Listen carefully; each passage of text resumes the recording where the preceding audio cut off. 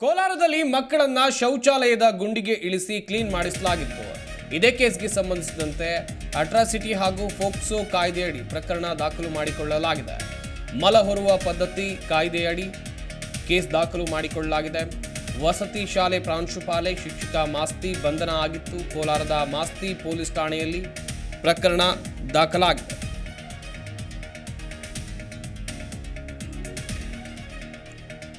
ಕೋಲಾರ ಜಿಲ್ಲೆಯ ಮಾಲೂರು ತಾಲೂಕಿನ ಯಲುವಳ್ಳಿಯ ಮೊರಾರ್ಜಿ ದೇಸಾಯಿ ವಸತಿ ಶಾಲೆಯಲ್ಲಿ ನಡೆದಂತಹ ಘಟನೆ. ಈ ಘಟನೆ ಬಗ್ಗೆ ನಿಮ್ಮ ಜಿ ಕನ್ನಡ ನ್ಯೂಸ್ ನಿರಂತರವಾಗಿ ವರದಿಯನ್ನು ಪ್ರಸಾರ ಮಾಡುತ್ತೆ. ಅಧಿಕಾರಿಗಳು ಎಚ್ಚೆತ್ತುಕೊಳ್ಳುವಂಥ ಕೆಲಸವನ್ನು ಕೂಡ ಜವಾಬ್ದಾರಿಯುತ ಮಾಧ್ಯಮವಾಗಿ ನಮ್ಮ ವಾಹಿನಿ ಮಾಡಿತ್ತು. ಮಕ್ಕಳಿಂದ ಟಾಯ್ಲೆಟ್ ಗುಂಡಿಯನ್ನು ಕ್ಲೀನ್ ಮಾಡಿಸ್ತಾರೆ,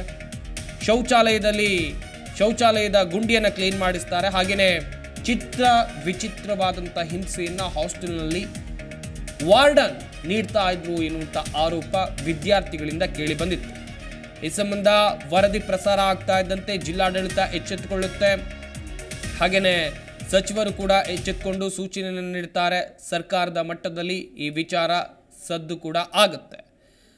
ನಿನ್ನೆ ನ್ಯಾಯಾಧೀಶರು ಭೇಟಿ ನೀಡಿ ಅಲ್ಲಿ ಪರಿಶೀಲನೆಯನ್ನು ನಡೆಸುವಂಥ ಕೆಲಸವನ್ನು ಮಾಡಿದರು. ಹಿರಿಯ ಅಧಿಕಾರಿಗಳು ಕೂಡ ಭೇಟಿ ನೀಡಿದರು.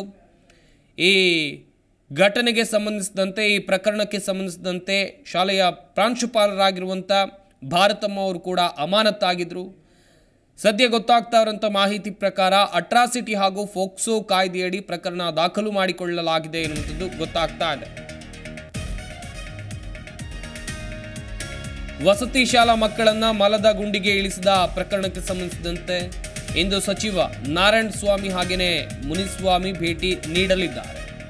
ಅಧಿಕಾರಿಗಳು ಮಕ್ಕಳಿಂದ ಮಾಹಿತಿಯನ್ನು ಪಡೆಯಲಿದ್ದಾರೆ.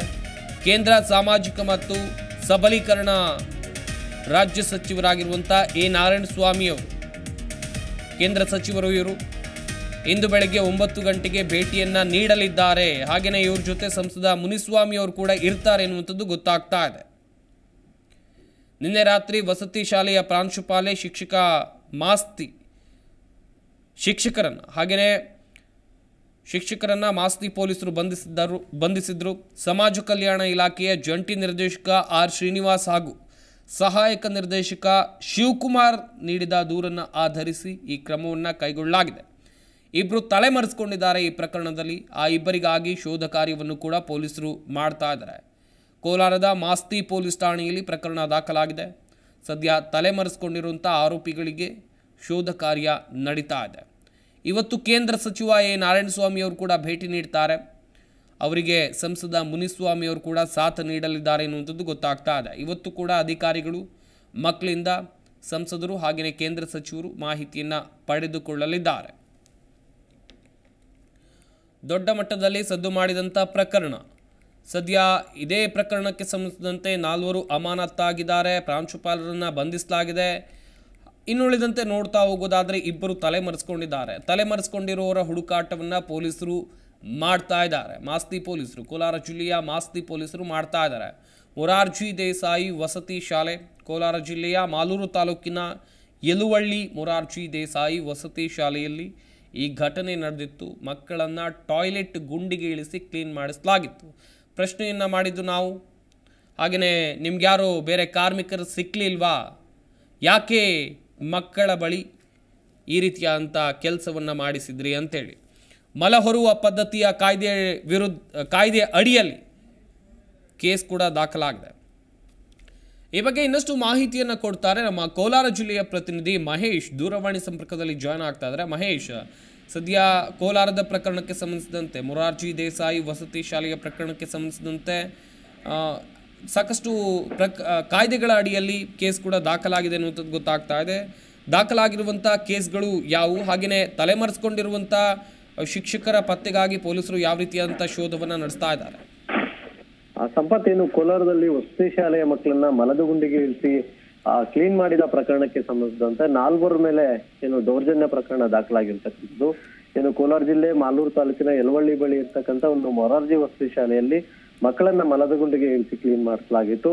ಅಂದ್ರೆ ಇದೇ ಶಾಲೆಯ ಪ್ರಾಂಶುಪಾಲೆಯಾಗಿರ್ತಕ್ಕಂಥ ಭರತಮ್ಮ, ಶಿಕ್ಷಕರಾದ ಅಭಿಷೇಕ್ ಮುನಿಯಪ್ಪ ಮತ್ತೆ ವಾರ್ಡನ್ ಮಂಜುನಾಥ್ ಎಂಬುವರಿಂದ ಈ ಒಂದು ಕೃತ್ಯವನ್ನ ಎಸಲಾಗಿತ್ತು. ಈ ಕುರಿತು ಜಿ ಕನ್ನಡ ನ್ಯೂಸ್ ಸವಿಸ್ತರವಾಗಿ ಒಂದು ವರದಿಯನ್ನ ಸಹ ನಿನ್ನೆ ಮಾಡಿತ್ತು. ಈ ಹಿನ್ನೆಲೆಯಲ್ಲಿ ಸಮಾಜ ಕಲ್ಯಾಣ ಇಲಾಖೆಯ ನಿರ್ದೇಶಕ ಶ್ರೀನಿವಾಸ್ ಅವರು ಸ್ಥಳಕ್ಕೆ ಭೇಟಿಯನ್ನ ನೀಡಿ ಅನ್ನೋ ಒಂದು ಪರಿಶೀಲನೆಯನ್ನ ಆ ಒಂದು ವಸತಿ ಶಾಲೆಯಲ್ಲಿ ನಡೆಸಿದ್ರು. ನಂತರ 4 ಮೇಲೆ ಏನು ಮಾಸ್ತಿ ಪೊಲೀಸ್ ಠಾಣೆಯಲ್ಲಿ ಒಂದು ಕ್ರಿಮಿನಲ್ ಪ್ರಕರಣವನ್ನ ದಾಖಲು ಮಾಡಿರ್ತಕ್ಕಂಥದ್ದು. ಈ ಹಿನ್ನೆಲೆಯಲ್ಲಿ ಮಾಸ್ತಿ ಪೊಲೀಸ್ ಠಾಣೆಯಲ್ಲಿ ಏನು ಮಲವರುವಂತ ಪದ್ಧತಿ ಕಾಯ್ದೆ ಏನಿದೆಯೋ ಮತ್ತೆ ಅಟ್ರಾಸಿಟಿ ಸೇರಿದಂತೆ ಏನು ಪೋಕ್ಸೋ ಪ್ರಕರಣದಲ್ಲಿ ದೂರು ಸದ್ಯ ಮಾಸ್ತಿ ಪೊಲೀಸ್ ಠಾಣೆಯಲ್ಲಿ ದಾಖಲಾಗಿರ್ತಕ್ಕಂಥದ್ದು. ಸದ್ಯ ಪ್ರಿನ್ಸಿಪಲ್ ಭರತಮ್ಮ ಮತ್ತೆ ಚಿತ್ರಕಲಾ ಶಿಕ್ಷಕ ಮುನಿಯಪ್ಪ ಅವರನ್ನ ಸದ್ಯ ಪೊಲೀಸರು ಏನು ಬಂಧಿಸಿರ್ತಕ್ಕಂಥದ್ದು. ಇನ್ನು ವಾರ್ಡನ್ ಮಂಜುನಾಥ್ ಮತ್ತೆ ಶಿಕ್ಷಕ ಅಭಿಷೇಕ್ ಏನಿದಾರೋ ಇವರು ಸದ್ಯ ಏನು ತಲೆಮರೆಸಿಕೊಂಡಿದ್ದು, ಅವರ ಪತ್ತೆಗಾಗಿ ಪೊಲೀಸರು ಏನು ಒಂದು ಬಲೆಯನ್ನ ಬೀಸಿರ್ತಕ್ಕಂಥದ್ದು. ಇನ್ನು ಚಿತ್ರಕಲಾ ಶಿಕ್ಷಕ ಮುನಿಯಪ್ಪ ಅವರ ಮೇಲೆ ಅಂದ್ರೆ ಆತ ಏನು ಮಕ್ಕಳವನ್ನ ವಿಡಿಯೋಗಳನ್ನ ಚಿತ್ರೀಕರಿಸಿದ ಅನ್ನೋ ಆರೋಪದ ಮೇಲೆ ಆತನ ಮೇಲೆ ಏನು ಪೋಕ್ಸೋ ಕಾಯ್ದೆ ಅಡಿ ದೂರು ಆಗಿರ್ತಕ್ಕಂಥದ್ದು. ಇನ್ನು 3 ಮೇಲೆ ಮಲ ಹೊರುವ ಪದ್ಧತಿ ಕಾಯ್ದೆ ಏನಿದೆಯೋ ಆ ಒಂದು ಕಾಯ್ದೆ ಅಡಿ ದೂರು ದಾಖಲಿದ್ರೆ ಇವರ ಮೇಲೆ ಪೋಕ್ಸೋ ಕಾಯ್ದೆ ಅಡಿ ದೂರು ದಾಖಲಾಗಿರ್ತಕ್ಕಂಥದ್ದು. ಇನ್ನು ಇವತ್ತು ಈ ಕುರಿತಂತೆ ಏನು ಕೇಂದ್ರ ಸಾಮಾಜಿಕ ನ್ಯಾಯ ಮತ್ತು ಸಬಲೀಕರಣ ರಾಜ್ಯ ಸಚಿವರಾಗಿರ್ತಕ್ಕಂಥ ನಾರಾಯಣ ಸ್ವಾಮಿ ಅವರು ಮತ್ತೆ ಸಂಸದ ಎಸ್ ಮುನ್ಸ್ವಾಮಿ ಅವರು ಸಹ ಸ್ಥಳಕ್ಕೆ ಭೇಟಿಯನ್ನ ಕೊಡಲಿದ್ದಾರೆ. ಸಂಪತ್ ಮಹೇಶ್, ಇನ್ನೊಂದು ಕಡೆಯಲ್ಲಿ ಗಮನಿಸ್ತಾ ಹೋಗೋದಾದ್ರೆ ಪ್ರಕರಣಗಳೇನೋ ದಾಖಲಾಗಿದೆ.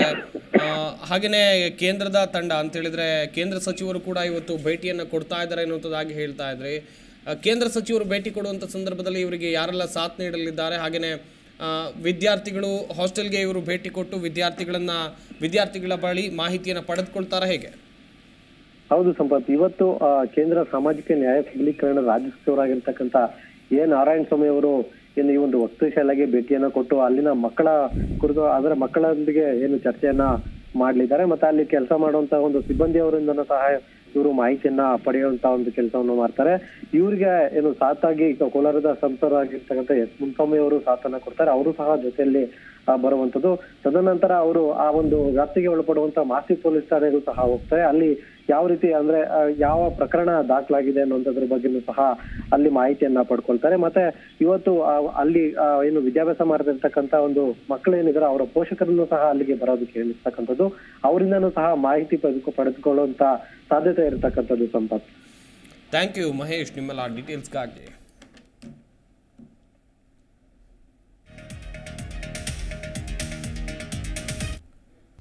ಪ್ರತಿಕ್ಷಣದ ಸುದ್ದಿಗಾಗಿ Zee Kannada news app download ಮಾಡಿ. Live TV, latest updates, entertainment, lifestyle, technology ಸುದ್ದಿ ನಿಮ್ಮ ಅಂಗೈಯಲ್ಲಿ.